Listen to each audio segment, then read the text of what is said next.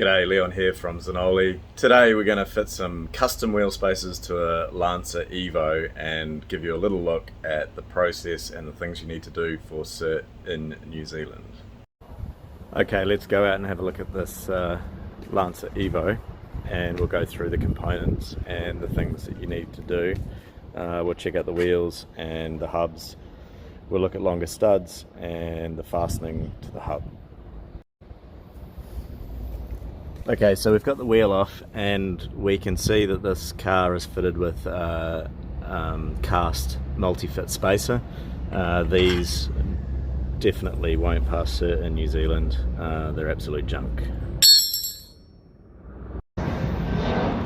Okay, these are our new spacers that we've custom made. They're the correct centre bore for the car, and we want to check that they go on nice and flat and fit over the hub, and that they fit flat against the hub, and then a really nice snug fit over the centre bore so that they're hub centric. In this case we've got a wheel that has a larger centre bore, and so we also need to make sure that the spacer fits nicely in the back of this and locates so that it is wheel centric. So I'll see if I can show you this.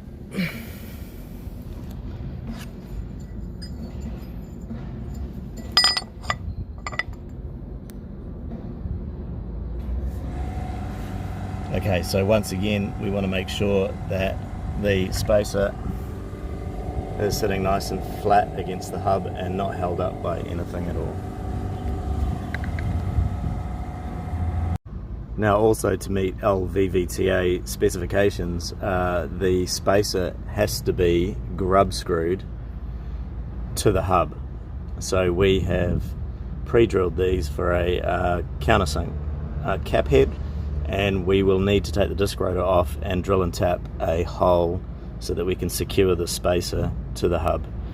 The other thing that must happen is that we need to have long enough studs so that once we fit the spacers and fit the wheel, we can get sufficient turns on the nuts to ensure that we're safe and also passing cert.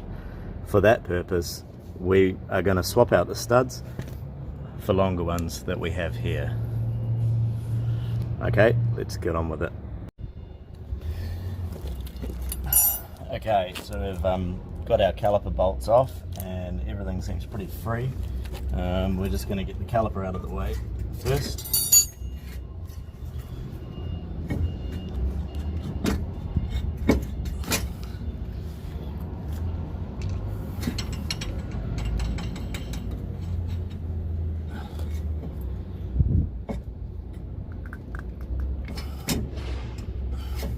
It's stuck on the wear lip of this, so what I've done is I've just put this nut on and I'm just giving it a bit of a lever just to push the pads back a little bit, and now we can slide the caliper off. And we don't want to leave it hanging on the brake hose, so we've got a little hook here.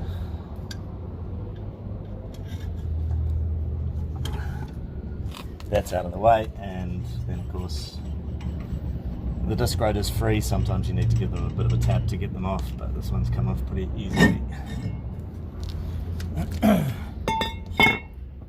Okay, and here's our hub, and the next task will be to extract one of these studs.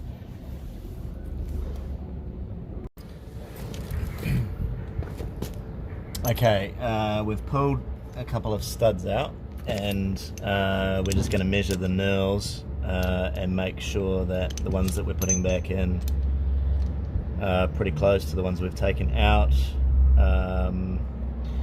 Now, to get these studs out, what I find is you have to turn the hubs into a position where you can extract a stud, and what I do is I just wind on a nut and then use a persuader. A couple of sharp hits will spike load the stud and push it out. So it's not too hard to get them out. Keep turning the hub around until you've got all of them out. I guess I should have mentioned as well that when we pull one of these studs out, what we want to do is put the nut on until we've got almost all of the thread engaged, but the end of the stud is a little bit below the nut. This way, when you're hitting on this face, the nut actually becomes sacrificial, and you don't end up damaging the studs. I guess this is really only important if you want to reuse the stud, because whacking the end of the stud with the big persuader will actually bruise and damage the end of the stud and maybe the thread. Right, so we've got all the studs out, and now what we're going to do is we're going to install the new longer ones. These ones are a fair bit longer than the ones that came out. The studs on the other side of the car actually look like they've already been cut, so they're even shorter and dangerously short, but I'll show you those at the end of the video. So to get these in, because we're swapping knurl for knurl size, we can really just pull them in using the open-ended nut. So I just put this through and I'm using a couple of washers, and then I'm backing the nut on with the flat side to the washers.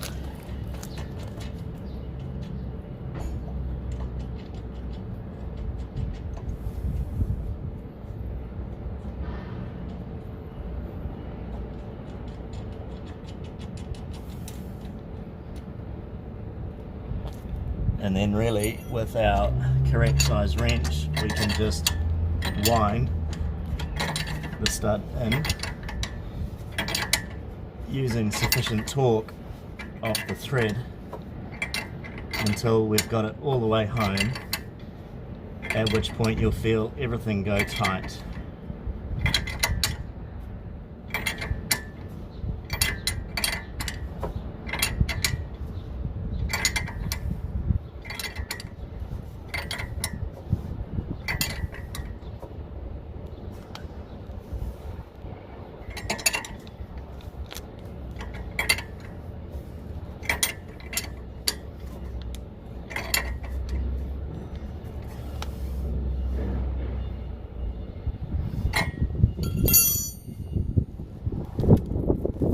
Okay, and if we can get in here and have a look, you should be able to see that the back of the stud head is all the way up and against the back of the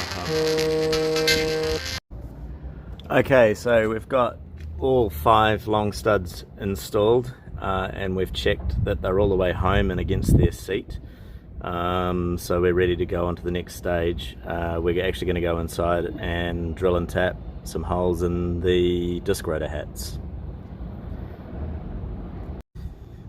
Before I go and do that though, I will actually mention one thing about pulling the studs in like this. We do have to be a little bit careful that if you find that this knurl is not fitting quite right because it's a little bit too big, your torque loads or the amount of torque that you need to pull the stud through will just go through the roof. And if you find yourself getting bigger and bigger tools to try and wind the stud into the hub, you're really starting to find problems, because at that point what you may do is you may end up pulling so hard on the thread that you stretch the bolt. And if you push the threads past their yield, then you will find that even though maybe you get the stud in, you can't then undo the nut and get it off. This is a sure sign to say that you've damaged the thread and the stud while putting it in, and really, if you're lucky, you'll get the nut off. If you're not lucky, you'll end up having to cut the stud out. So you do need to be a little bit careful. There are other ways of getting studs in. There are more expensive tools that you can use that use hydraulics to push the studs in. In this case, on this car, we're exchanging like for like studs and knurl sizes, and they're coming out and going in fairly easily. Okay. Okay, just because we can, I am going to drill and tap these holes in the disc rotor by my CNC machine. So it's all set up and we'll just press the button and go.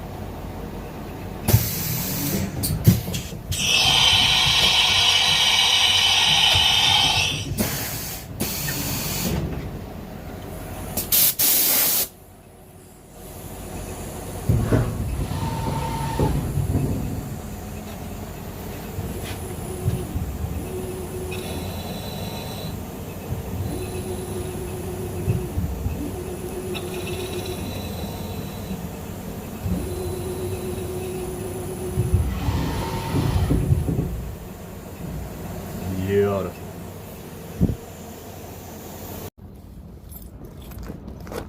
Right, what I'm going to show you here is we have now drilled and tapped our hole in the right place, and we're just going to test fit the spacer, make sure that everything lines up. So here's our 45-degree countersunk cap screw.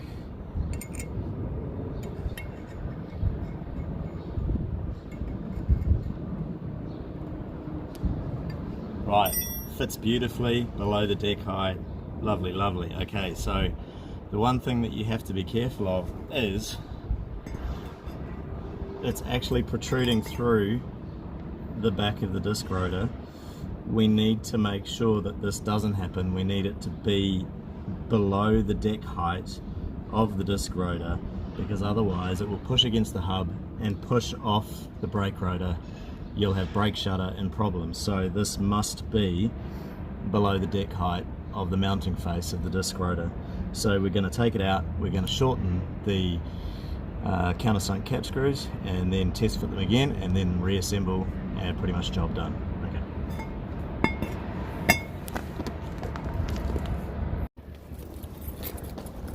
Okay, round two, we've now shortened our countersunk cap screws and we're just going to quickly test fit again.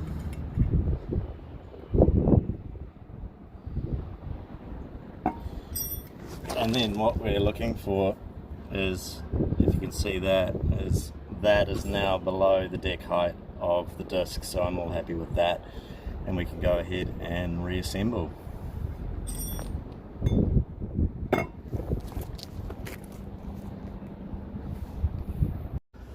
Okay, we've now reassembled the disc rotor and put the caliper back on. We've torqued the caliper bolts, checked everything over, and everything looks mint for the wheel to go back on. All of our spacers are marked on the edges with what they are and what they're made from, and that's pretty much it for what you need for LVVTA approval. You just have to make sure that you get enough turns on the nuts once the wheel's on, and obviously with these studs we'll definitely do that. And now off to do the other side and finish it all off, and we'll have a look at it once the wheels are on. Right, okay, we've got the car back down on the ground. You can see the spacers sandwiched in there. We're getting all the clearances that we need on the brakes that we wanted, which is the original reason for these spacers. And we've used open-ended nuts because these studs end up being fairly long on the car, but we didn't have a choice of an interim size. So yeah, that's pretty much it. The main thing to remember is that there's a running in period of around 200 kilometers, and you do need to recheck torques just in case things settle a wee bit. So that's very advisable to run the car for a short period of time and then recheck your wheel torques and that way we know nothing's moving around or doing anything silly there. Okay. Right, well, just a couple of notes on that job. I ended up under time pressure to get the car out of here and to the customer. So the car's gone now. I forgot to actually show you the short stud, which was actually quite dangerous because the wheels were held on by 3 turns or three threads. Yeah, a bit scary when people are driving around with cars like that, which is the whole reason for the certification process.